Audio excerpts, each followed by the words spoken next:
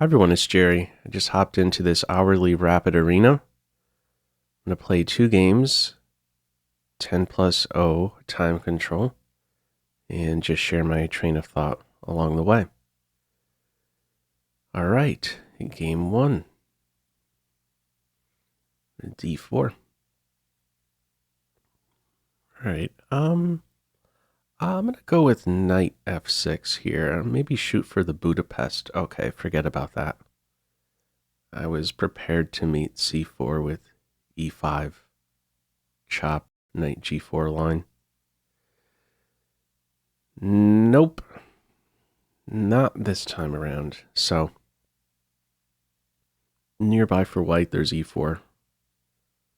So, I don't want to see that duo. Maybe a Blackmer-Deemer Gambit line, or Jobava London. Jobava London it is. All right, I have to be careful here of the quick assault against c7. I think simplest here, just flick in a6. Rule that out altogether. It's a fine move. I could look for further expansion as well. So let's see. Do I want to bring my bishop out here or not? What can sometimes happen, f3, g4, h4, regardless if I play h6 or h5. There's another tempo in white's future. h5 or g5, not g5.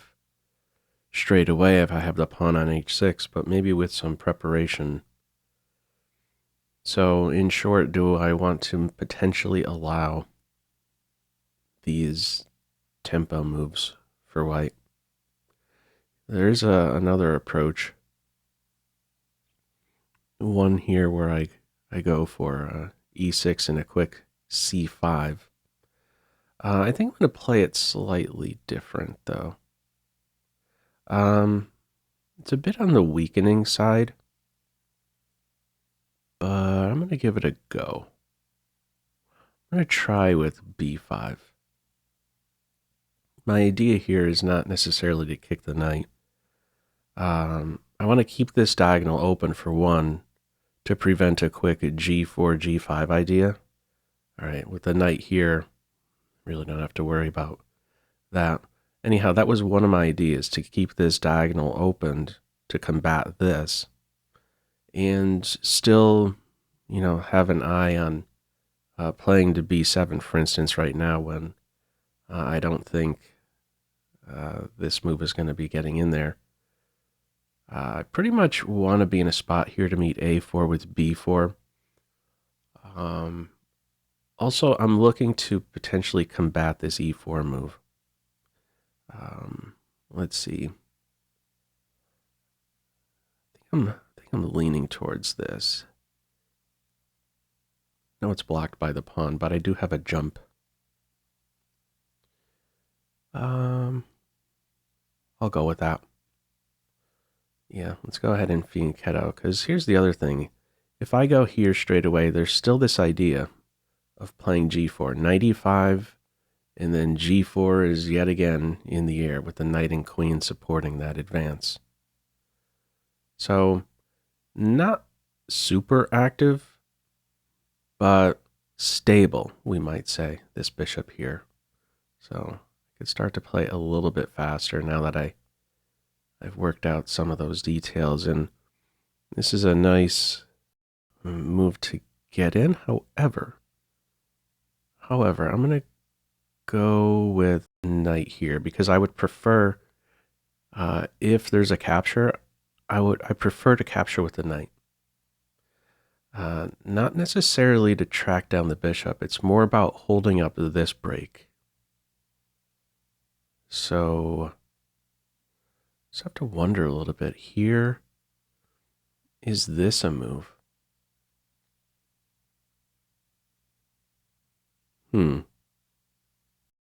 Wonder if I need to hold up on that, because this here might be interesting. After takes or a push, let's say c5, e4, c4, chop, chop, chop. That looks dangerous. So what does this mean? I think I might want to hold off on playing c5. I need to, I think, respect this break.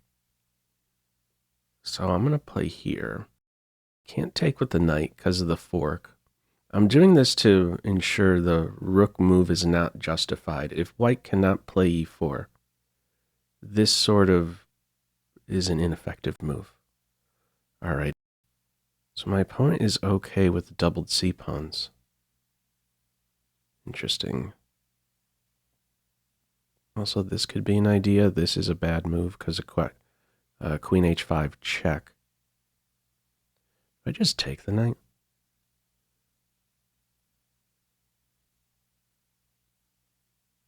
Strong move. Take here first. Something feels off with that. Increase the pressure here, possibly.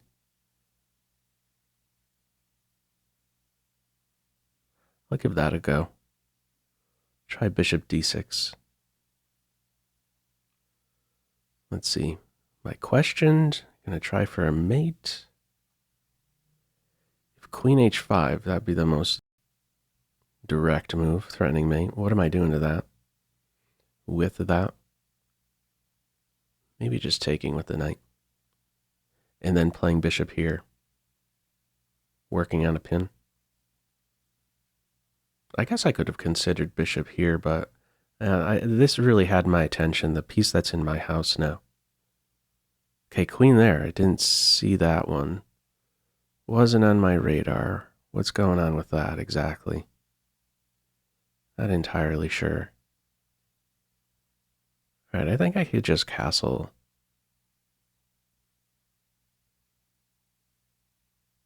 Yeah, I don't see anything wrong with castles. This I'm not afraid of. Oh, I should have been afraid of that. I might have just blundered. I was thinking on this, I have this one. Yikes. Missing that I'm hanging this knight here, so I might have to be down the exchange shortly.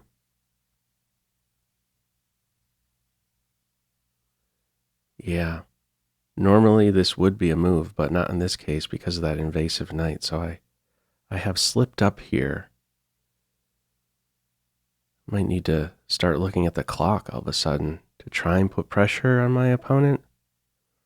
Yeah, that's a strong move. I think I just have to be down the exchange now. Yeah. I mean, I could maybe try it this way here and then take here. Hang on to my, try some imbalance like that. I guess I'll try in this way. Not ideal. And this hits with the fork. So, oh, maybe, wow, am I getting lucky here?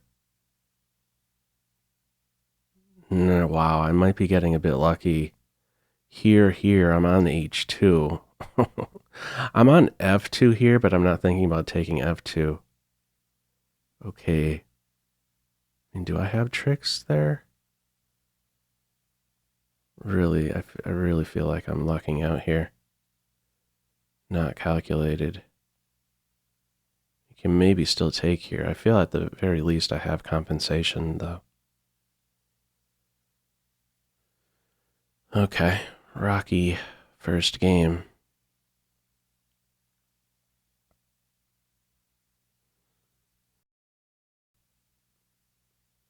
I'm reflecting back. I wonder if I could maybe have played c5 a bit sooner.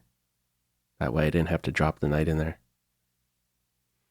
Anyhow, let's try and focus on this position before us. If h3, I may want to first flick in this one or just react here first.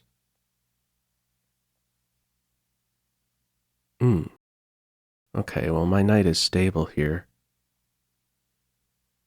Probably just react to this right now. Yeah, no tricks here. There is a pin. Queen, knight covering it. The knight could be swiped. I'm not going here straight away because if the knight goes here, I want to be able to still challenge it. Okay, so here we are. I think I should challenge this knight. Go away.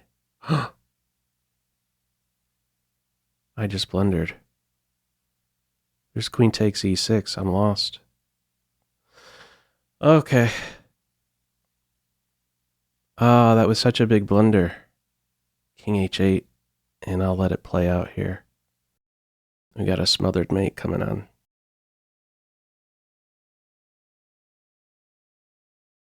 There's nothing I could do, because if I go here, it would have been mate.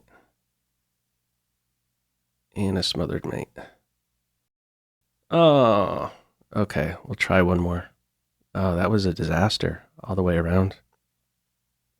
Okay. Game 2, hopefully better. Smothered mate. What should I have done there? Queen to e6. Blunder. Yeah, anything but e6, actually. Anything but f6. f6 was a helpmate. All right, one more pairing. Maybe capturing the knight. Yeah, maybe capturing the knight. That was a disaster right at the end. Having to lose the queen, going right into a smothered mate. All right, final game here. Let's develop. Let's not get mated. Smothered mated. Okay. Kingside development.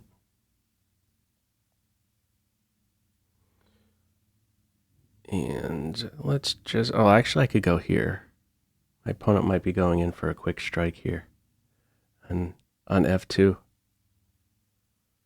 Okay. What I was going to reference here is I don't necessarily have to defend this e4 pawn with a pawn. Because if they go in for that sacrifice here, I'm recapturing in that follow-up fork. I'm on the bishop in that position. So let's go with d3.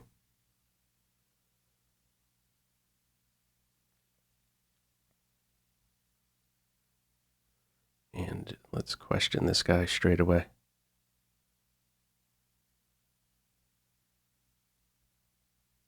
All right. It feels like this is definitely healthy. So whether the bishop is here or here, yeah, that was a useful move to sneak in. I'll question the knight. Maybe provoke these moves to break the pin. This guy's all in. Okay, that hangs the queen. I was going to say, this guy's all in with this structure right here. There's no returning. And from here, I'm just going to open up the position. So rather than grab the f7 pawn. Oh man, my mind is still in that last game, to be honest. Focused, man. I was on that square. Tracking down the rook. Got the queen here. And tracking some material down. A lot of material. It might be mate soon. I know the feeling. Okay, is there a mate? Where's the mate? There's a discover check. Not seeing the mate. I guess I could go with this pawn here. Any discover check, the king has this one. Mate 1 is the threat. And that's going to do it. Okay, I'm gonna stop it right there. 2 games. Yeah. Oh, that's not a fun way to lose that first game. That is for sure. I'm sure my opponent enjoyed it though. Okay, anyhow, I'm gonna stop right there. Feel free, as usual, to leave any feedback to this video in the comment section below. Hope you enjoyed it and found it a bit instructive. That's all for now. Take care.